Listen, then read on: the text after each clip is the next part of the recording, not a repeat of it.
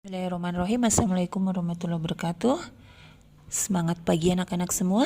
Bertemu lagi dengan Ibu Wahyuni dalam pembelajaran PPKN. Kali ini kita akan membahas tentang ancaman terhadap NKRI dalam bingkai Bhinneka Tunggal Ika.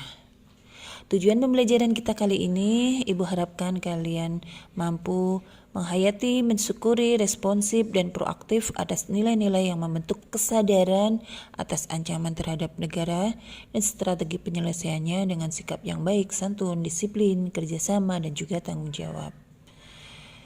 Selain itu, kalian juga harus mampu menelaah, menganalisis ancaman terhadap negara dan strategi penyelesaiannya di bidang ideologi, politik, ekonomi, sosial, budaya, pertahanan, dan keamanan.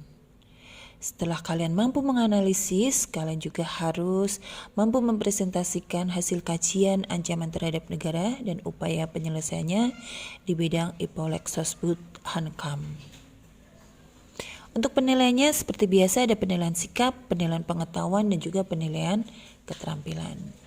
Nah, untuk menambah semangat kalian, silahkan kalian semua menyanyikan lagu nasional dari Sabang sampai Merauke ciptaan R. Suharso. Ini liriknya sudah Ibu tampilkan ya. Bisa semua ya, dari Sabang sampai Merauke berjajar pulau-pulau, sambung menyambung menjadi satu, itulah Indonesia. Indonesia tanah airku, aku berjanji padamu menjunjung tanah airku Indonesia. Ya, silahkan kalian bernyanyi sendiri. Nah, kalau sudah, kita pahami dulu makna lagu dari Sabang sampai Merauke tersebut. Maknanya yang pertama adalah betapa luas wilayah Indonesia. Indonesia adalah negara kepulauan yang terbesar nomor 1 di dunia. Nah, konsekuensinya keanekaragaman atau kebinekaan tidak bisa dihindari baik suku bangsa, bahasa, adat istiadat, agama, dan masih banyak lagi. Dari itu semua ada potensi tapi sekaligus ancaman.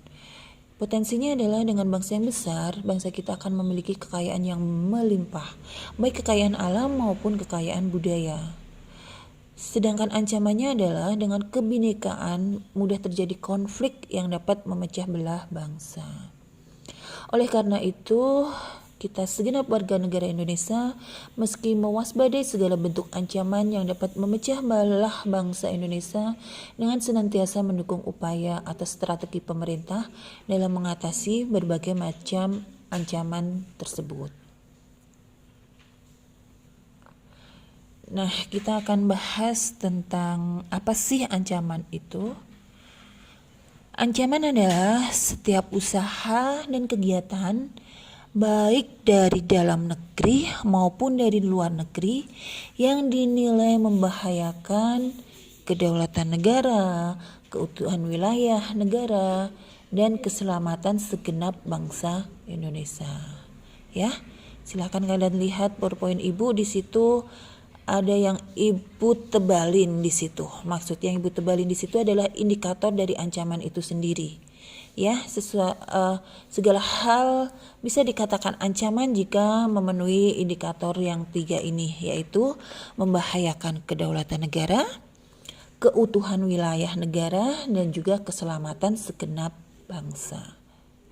Ya, jadi ancaman itu ada 2, ancaman dari luar dan ancaman dari dalam negeri.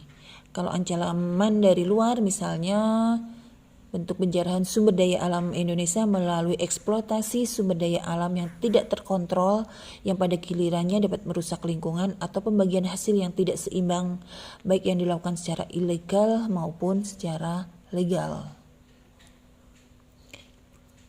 Ancaman dari dalam banyak sekali ancaman dari dalam. Ibu hanya mengambil beberapa contoh saja. Yang pertama, disintegrasi bangsa, yaitu melalui gerakan-gerakan separatis. Ya, dalam sejarah kalian sudah mempelajari ya gerakan-gerakan separatis yang ada di negara kita.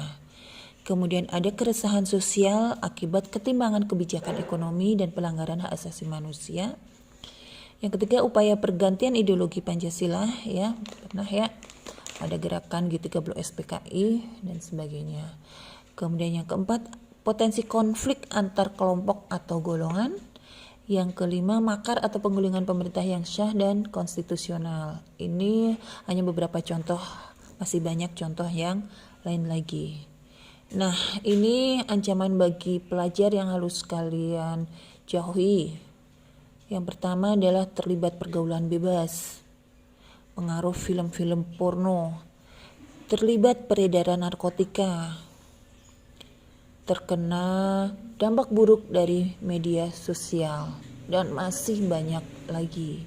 Bagaimana upaya penyelesaiannya yang bisa kita lakukan? Yang pertama adalah meningkatkan iman dan takwa terhadap Tuhan Yang Maha Esa, meningkatkan rasa persatuan dan kesatuan, meningkatkan rasa toleransi, meningkatkan rasa nasionalisme, dan ikut bela negara sesuai dengan bidangnya masing-masing. Karena kalian masih sebagai pelajar, sesuai dengan bidangnya berarti belajar dengan rajin dan berprestasi dimanapun kalian berada atau berprestasi di bidang apapun. Bidang akademik boleh, bidang non akademik pun juga boleh. Nah, itu hanya sekedar dari ibu. Kemudian ibu akan membagi kelompok menjadi 5 kelompok. Ya, pembagiannya nanti kita atur lewat WA. Di sini tugas kelompok adalah mengkaji dan menganalisis kasus-kasus ancaman terhadap negara dan strategi penyelesaiannya di bidang yang kelompok 1 itu di bidang ideologi, kelompok 2 di bidang politik, kelompok 3 di bidang ekonomi, kelompok 4 di bidang sosial budaya, dan kelompok 5 di bidang pertahanan dan keamanan. Jadi di situ kalian mencari, menganalisis kasus ancaman terhadap negara dan strategi penyelesaiannya di bidangnya masing-masing ya. Nah, untuk menambah pengetahuan kalian, silahkan kalian buka link YouTube yang sudah ibu kasih. Ini adalah video tentang kasus-kasus ancaman terhadap NKRI dari Direktorat SMA. Linknya sudah ibu kasihkan itu di situ. Ya, silahkan nanti kalian melaksanakan tugas dengan baik. Pesan ibu adalah jangan bertanya apa yang dapat dilakukan negara untukmu, tapi tanyakan apa yang dapat kamu lakukan bagi negaramu. Ibu kutip dari John F. Kennedy. Terima kasih, sampai bertemu untuk selanjutnya. Billahi taufiq walhidayah. Wassalamualaikum warahmatullahi wabarakatuh.